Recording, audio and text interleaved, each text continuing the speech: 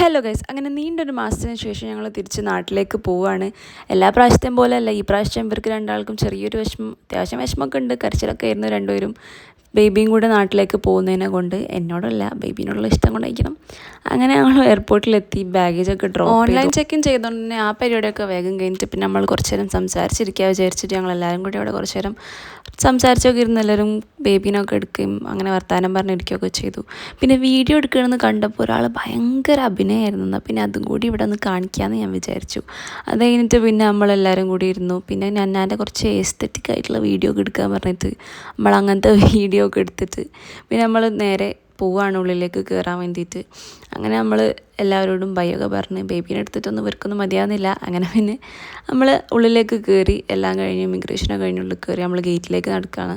Flight കയറുന്നതിന് മുന്നേ ബേബീൻ്റെ ഡയപ്പറൊക്കെ change ആക്കി ഒന്ന് ഫ്രഷ് ആക്കിപ്പിച്ച് ഫ്ലൈറ്റ് കയറിയ പാടെ തന്നെ മോൻ കിടന്ന് ഉറങ്ങുകയും ചെയ്തു. എന്നിട്ട് പിന്നെ മെല്ലെ നമ്മൾ ദോഹയിൽ നിന്ന് ടേക്ക് ഓഫ് ചെയ്തു.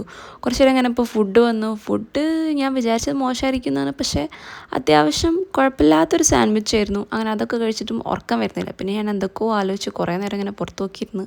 പിന്നെ എങ്ങനെയൊക്കെയോ ഇവിടെ എത്തി.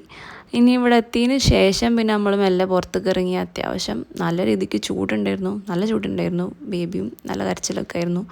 അങ്ങനെ പിന്നെ നമ്മൾ പുറത്തിറങ്ങി.